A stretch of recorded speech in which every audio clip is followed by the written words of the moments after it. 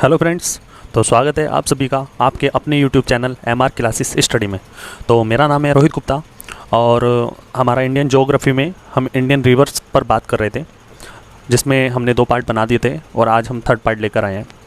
और इस वीडियो में आज हम बात करेंगे ब्रह्मपुत्रा पे, ब्रह्मपुत्र नदी पर बात करेंगे। तो उससे पहले अगर किसी ने मेरे चैनल को सब्सक्राइब नहीं किया है तो प्लीज़ मेरे चैनल को सब्सक्राइब कर लीजिए। तो लास्ट वीडियो में हमने गंगा पर बात की थी और गंगा के कुछ इम्पोर्टेंट पॉइंट मैं इस वीडियो में बता देता हूँ, जो मैंने यहाँ पे ऑलरेडी लिख के रखे हैं। तो पहला पॉइंट ये है कि गंगा की सबसे बड़ी सहायक नदी क्या है? घाघरा नदी, ठीक है। उसके बाद गंगा की सबसे लंबी नदी की बात की जाए तो वो है यमुना नदी। अच्छा, सबसे बड़ी और लंबी में क्या डिफरेंस होता है? तो लंबी तो वो लेंथ में लंबी है और सबसे बड़ी का मतलब है जिसमें सबसे ज़्यादा पानी हो। तो घाघरा नदी है सबसे बड़ी और सबसे लंबी जो सहायक नदी होगी गंगा की, वो कौन होगी? यमुना नदी। उसके बाद कोसी नदी को बिहार का शोक कहा जाता है। क्यों कहा जाता है? क्योंकि यहाँ पर इस नदी के कारण बिहार में बाढ़ आ जाती है, इसलिए इस नदी को बिहार का शोक कहा जाता है। चंबल नदी जो है वो मृदा अपरदन तथा गहरी नालियाँ बनाने के लिए प्रसिद्ध है, ठीक है। उसके बाद चंबल नदी द्वारा अपरदित क्षेत्र को बीहड़ बोलते हैं, ठीक है, बीहड़ कहा जाता है। और चंबल नदी जो है वो यमुना की सहायक नदी है, ठीक है। और एक पॉइंट यह है कि गंगा की ऐसी सहायक नदी जिसका उद्गम या ओरिजिन एक स्थल है, तो वो कौन सी नदी है? तो वो गोमती नदी है, ठीक है। तो चलिए अब ब्रह्मपुत्र स्टार्ट करते हैं। चलिए, तो ब्रह्मपुत्र पे सबसे पहला जो पॉइंट होगा वो ये होगा कि ब्रह्मपुत्र नदी का उद्गम क्या है, उद्गम या ओरिजिन कहाँ से होता है? तो हमारा आंसर होगा मानसरोवर झील।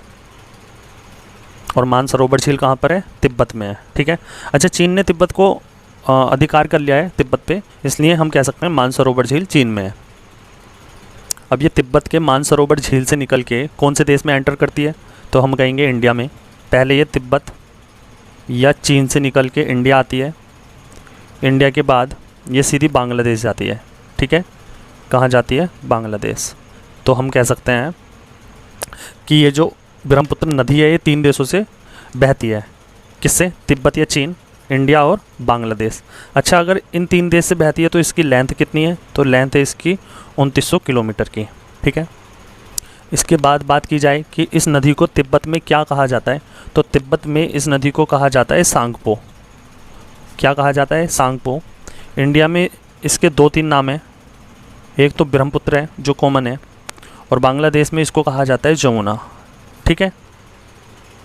तो अगर मैं आपको मैप पे समझाऊं कि ये कहाँ से निकल के कैसे आती है, तो यहाँ से मानसरोवर है, यहाँ पे ये इस प्रकार से यहाँ से आती है, अरुणाचल प्रदेश में एंटर करती है, फिर ये सीधी असम आती है और असम के बाद ये सीधा यहाँ पे बांग्लादेश में एंटर कर जाती है, ठीक है। तो हम कह सकते हैं भारत के 2 राज्यों में ये बहती है, अरुणाचल प्रदेश और असम में। अगर बात की जाए कि भारत में एंटर कहाँ से होती है, एंट्री इसकी कहाँ से होती है, तो अरुणाचल प्रदेश से होती है। और एग्जिट कहाँ से होती है, बाहर कहाँ से निकलती है भारत से, तो वो असम राज्य से निकलती है, ठीक है। अब जब भारत के 2 राज्यों में ये बहती है, अरुणाचल प्रदेश में और असम में, तो अरुणाचल प्रदेश में इसको क्या कहा जाता है और असम में क्या कहा जाता है? तो असम में तो इसको ब्रह्मपुत्री कहा जाता है, लेकिन अगर बात की जाए अरुणाचल प्रदेश में तो इसको दिहांग कहा जाता है। क्या कहा जाता है? दिहांग। कहाँ पे? अरुणाचल प्रदेश में, ठीक है। इससे रिलेटिव एक पॉइंट ये है कि ये वाली जो झील है ब्रह्मपुत्र नदी जो है, ये इंडिया में जब एंटर होती है तो अरुणाचल प्रदेश से तो होती है, लेकिन अरुणाचल प्रदेश की वो कौन सी जगह है जहाँ से ये एंटर होती है, और असम की वो कौन सी जगह है जहाँ से ये एग्जिट होती है? तो अरुणाचल प्रदेश में एक यांगयाप दर्रा है, वहाँ से तो ये एंटर होती है, और असम में एक धुबरी नामक जगह है, वहाँ से ये एग्जिट होती है। चलिए मैं लिखवा देता हूँ, ठीक है। तो मैंने यहाँ पे लिख दिया है अरुणाचल प्रदेश में ये यांगयाप दर्रा से एंटर करती है और असम में धुबरी नामक जगह से ये एग्जिट करती है, उसके बाद ये बांग्लादेश पहुँचती है। अब बात करेंगे इस नदी से रिलेटिव असम में और अरुणाचल प्रदेश में क्या खास है या क्या खास पॉइंट बन सकते हैं। तो सबसे पहले अगर असम राज्य की बात की जाए कि ब्रह्मपुत्र में असम राज्य में क्या खास है ब्रह्मपुत्र को लेकर, तो ये जो ब्रह्मपुत्र नदी होती है ये असम में एक नदी द्वीप बनाती है। क्या बनाती है? रिवर आइसलैंड बनाती है, ठीक है। जिसका नाम क्या है? जिसका नाम है माजुली नदी द्वीप। और ये द्वीप जो है, नदी द्वीप जो है ये विश्व का सबसे बड़ा द्वीप है। लेकिन कैसा द्वीप है? नदी द्वीप। मैं लिख देता हूँ, तो यहाँ पर मैंने लिख दिया है कि असम में ब्रह्मपुत्र नदी द्वीप बनाती है, जिसका नाम क्या है, माजुली नदी द्वीप। और ये जो माजुली नदी द्वीप है ये विश्व का सबसे बड़ा नदी द्वीप है। नदी द्वीप है ये विश्व का सबसे बड़ा, माजुली नदी द्वीप कहाँ पर है, असम में। इसके बाद अगर बात की जाए इस माजुली नदी द्वीप के क्षेत्रफल की, एरिया की, तो यह है 752 किलोमीटर स्क्वायर। ठीक है, कितना है, 752 किलोमीटर स्क्वायर। अब हुआ क्या, जब ये विश्व का सबसे बड़ा नदी द्वीप है तो जो भी विश्व में एक चीज़ होती है, एकमात्र चीज़ होती है, उसको गिनीज वर्ल्ड ऑफ रिकॉर्ड में लिखा जाता है। तो हुआ क्या, 1 सितंबर 2016 में इसको गिनीज वर्ल्ड ऑफ रिकॉर्ड में दर्ज किया गया। ठीक है, 1 सितंबर 2016 में। तो यहाँ पर मैंने लिख दिया है कि 1 सितंबर 2016 में माजुली नदी द्वीप को गिनीज वर्ल्ड ऑफ रिकॉर्ड में दर्ज किया गया। और 2016 में क्या हुआ, इसको एक ज़िला घोषित कर दिया गया। 2016 में क्या किया, सरकार ने इस माजुली नदी द्वीप को ही एक ज़िला घोषित कर दिया। अब क्वेश्चन ये आता है कि ज़िला घोषित 2016 में कर दिया गया, ठीक है, लेकिन 2016 में से पहले ये किसका हिस्सा था? तो हम कहेंगे असम में एक ज़िला पड़ता है जोरहट नाम का, जोरहट नाम का एक ज़िला पड़ता है असम में, ये पहले उसी का हिस्सा था। ठीक है, इसके बाद हम बात करेंगे, इस पर एक पुल बना हुआ है, एक ब्रिज बना हुआ है, यहाँ पर लिख दिया मैंने, जिसका नाम क्या है, तो जिसका नाम है सदिया ढोला ब्रिज, सदिया ढोला पुल। ठीक है, इस पर एक ब्रिज बना हुआ है जिसका नाम है सदिया ढोला पुल, या इसके दूसरे नाम की बात की जाए तो दूसरा नाम है भूपेन हजारिका ब्रिज। अब ये सदिया ढोला पुल, इसका नाम पड़ा कैसे? तो असम में एक जगह पड़ती है, दिखाई दे रहा है, ठीक है, असम में एक जगह पड़ती है सदिया, ठीक है, और अरुणाचल प्रदेश में एक जगह पड़ती है ढोला। कौन सी? ढोला। तो ये सदिया से ढोला को जोड़ता है ये वाला पुल, इनके बीच में बना हुआ है। ठीक है, इसी पुल को सदिया ढोला पुल बोलते हैं, या दूसरे नाम की बात की जाए तो भूपेन हजारिका ब्रिज बोलते हैं। ठीक है, अगर इसकी लंबाई की बात की जाए तो लगभग ये 9.15 किलोमीटर की इसकी लेंथ है। इस पुल से रिलेटिव एक चीज़ और, अच्छा ये पुल जो है ये ब्रह्मपुत्र नदी पर बना हुआ नहीं है, ये उसकी एक सहायक नदी है, लोहित करके उसका नाम है, लोहित नदी। किसकी? ये ब्रह्मपुत्र नदी की एक सहायक नदी है, मैं लिख देता हूँ ब्रैकेट में। ठीक है, ये लोहित नदी ब्रह्मपुत्र नदी की सहायक नदी है जिस पर ये पुल बना हुआ है। इसके बाद थोड़ी सी मैपिंग पे बात कर लेते हैं। तो ये मैंने यहाँ पे ऑलरेडी भारत की 7 सिस्टर मैंने इधर बना दी है, मतलब भारत का उत्तरी पूर्वी भाग मैंने इधर बना दिया है ऑलरेडी। यहाँ पर बात करते हैं कि कैसे ब्रह्मपुत्र नदी आती है, इसकी कौन कौन सी सहायक नदी हैं, और वो सहायक नदी कौन कौन से राज्यों से निकलती हैं, क्या क्या नाम है उनके, इस पर बात करते हैं। तो यहाँ पर ये मानसरोवर झील है, यहाँ से आके ये इस टाइप से आती है, अरुणाचल प्रदेश में यांगयाप दर्रा में होके ये असम में बह के सीधा ये बांग्लादेश में आ जाती है। ठीक है, और असम में भी कहाँ से एग्जिट होती है, तो धुबरी नामक जगह यहाँ पर है, यहाँ से एग्जिट होती है, यांगयाप दर्रा यहाँ पर है, यहाँ से एंटर होती है। तो सबसे पहले बात करेंगे अरुणाचल प्रदेश में 2 छोटी नदियाँ हैं, एक यहाँ पे और एक यहाँ पे, ये दोनों इसकी सहायक नदी हैं। ठीक है, इस वाली नदी में, ब्रह्मपुत्र नदी में ये दोनों नदी मिल जाती हैं। अब ये इन दोनों नदी का नाम क्या है, तो एक का नाम है लोहित नदी और दूसरी का नाम है दिहांग नदी। ठीक है, तो मैं लिख देता हूँ यहाँ पे, तो कौन कौन सी नदी है, एक का नाम है दिबांग नदी और दूसरी का नाम है लोहित नदी। अच्छा, इस ब्रह्मपुत्र नदी को अरुणाचल प्रदेश में क्या बोलते हैं, मैंने अभी आपको बताया था, तो उसका नाम था दिहांग।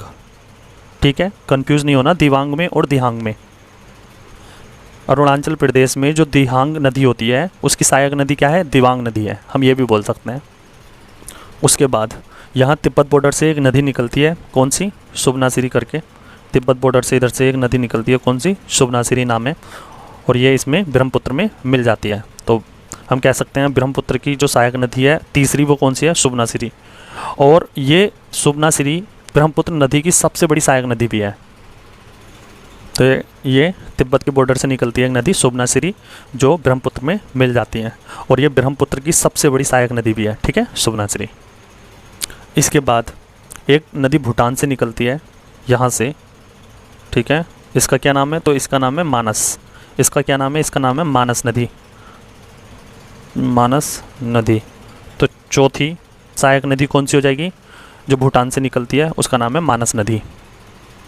इसके बाद यहाँ पे सिक्किम से एक नदी निकलती है।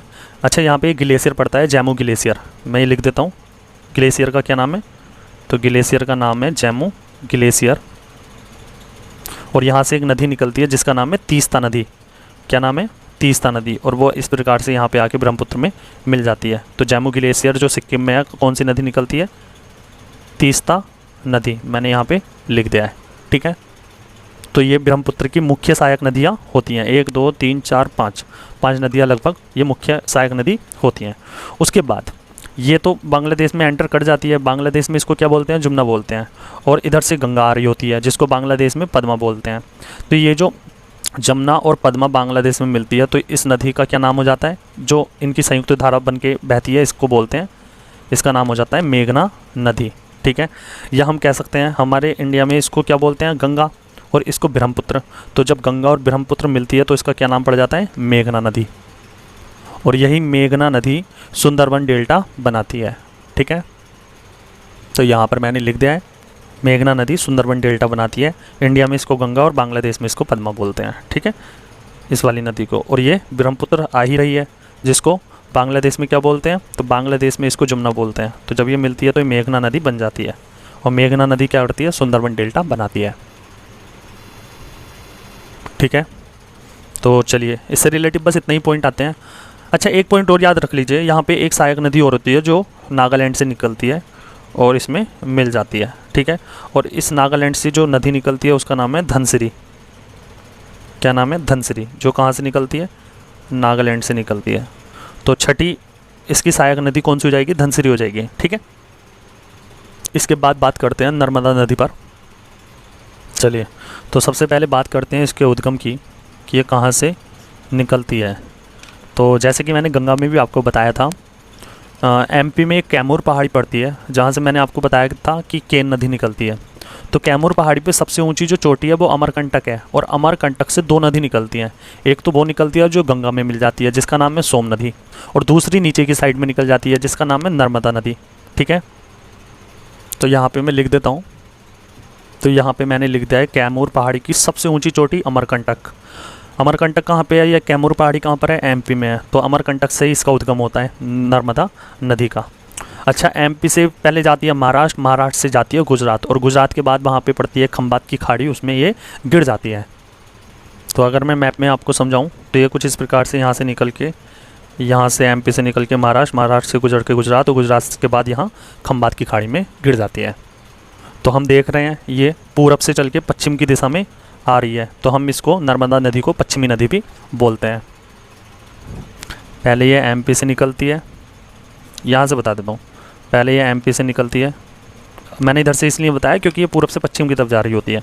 फिर ये सीधा महाराष्ट्र में आके फिर गुजरात में एंटर करने के बाद ये कहाँ गिर जाती है, तो ये गिर जाती है खंबात की खाड़ी में। क्लियर है। अच्छा, ये नदी पूरब से पश्चिम की तरफ बह रही है, तो हम कह सकते हैं ये एक पश्चिमी नदी है, पश्चिमी नदी है। ठीक है, इसके बाद इससे रिलेटिव पॉइंट की बात की जाए तो हम कह सकते हैं ये जो नर्मदा नदी है ये भ्रंश घाटी से बहती है। अब जब भ्रंश घाटी से बहती है तो ये ज्वार नदमुख बनाती है। अच्छा, ये ज्वार नदमुख होता क्या है, तो वो नदी जो डेल्टा नहीं बनाती, जैसे अभी हमने देखा था कि मेघना नदी, पद्मा और कौन सी, बांग्लादेश में ब्रह्मपुत्र को क्या बोलते हैं, जमुना। जब ये मिलके मेघना बनाती हैं, मेघना नदी बनती है, तो मेघना नदी क्या करती है, सुंदरबन डेल्टा बनाती है। तो वो डेल्टा बनाती है, जो डेल्टा नहीं बनाती उनको ज्वार नदमुख बोल सकते हैं हम, या ऐश्वर्य बोल सकते हैं। चलिए मैं लिखवा देता हूँ। तो यहाँ पे मैंने लिख दिया है नर्मदा नदी भ्रंश घाटी से बहती है, इसलिए ये ऐश्वर्य या इसका दूसरा नाम है ज्वार नदमुख बनाती है। ज्वार नदमुख क्या होता है, तो जो डेल्टा नहीं बनाती। ठीक है, जिसका अंत बिना डेल्टा बनाए हो जाता है। इसके अलावा इससे रिलेटिव पॉइंट है कि इसको एमपी की जीवन धारा बोलते हैं। उसके बाद इससे रिलेटिव पॉइंट यह है कि ये वर्तमान में सबसे शुद्ध नदी है, मतलब गंगा जी से भी सब ज़्यादा शुद्ध नदी है ये। ठीक है, तो यहाँ पर मैंने लिख दिया है एमपी की इसको जीवन धारा नदी बोला जाता है, और ये वर्तमान में भारत की सबसे शुद्ध नदी है। ठीक है, इसके अलावा अगर बात की जाए इसके सहायक नदियों की, तो वो तवा नदी है, शक्कर नदी है, सेन नदी है। ठीक है, तो मैंने यहाँ पर लिख दिया है नर्मदा नदी की जो सहायक नदियाँ हैं, जो मुख्य सहायक नदियाँ हैं, वो एक है तवा नदी, एक है शक्कर नदी और एक है सेर नदी। ठीक है, अगर नर्मदा नदी में नदी की लंबाई की बात की जाए तो लंबाई है 1312 किलोमीटर। ठीक है, और इससे रिलेटिव लास्ट पॉइंट क्या है, तो इससे रिलेटिव लास्ट पॉइंट ये है कि गंगा और नर्मदा को क्या अलग करता है, तो हमारा आंसर होगा विंध्याचल पर्वत। ठीक है, मतलब यहाँ पे गंगा है ऊपर और नीचे है क्या, नर्मदा, तो बीच में क्या है, तो बीच में है विंध्याचल पर्वत। तो हम कह सकते हैं गंगा को नर्मदा को क्या अलग करता है, विंध्याचल, यहाँ पे दिखाई नहीं दे रहा था सॉरी, गंगा को नर्मदा को क्या अलग करता है, विंध्याचल पर्वत। तो चलिए आज की वीडियो इतनी ही रहने देते हैं। नेक्स्ट पार्ट में हम बात करेंगे लूनी नदी पे, सिंधु नदी पे, ताप्ती नदी पे, और भी कुछ नदियाँ हैं उन पर सब पे बात करेंगे, साबरमती, गोदावरी वगैरह वगैरह, बहुत सारी नदियाँ हैं, सब पर ऐसे इंडिविजुअल हम बात करेंगे। ठीक है, तो चलिए मिलते हैं नेक्स्ट वीडियो में, तब तक के लिए thank you so much, okay bye, take care.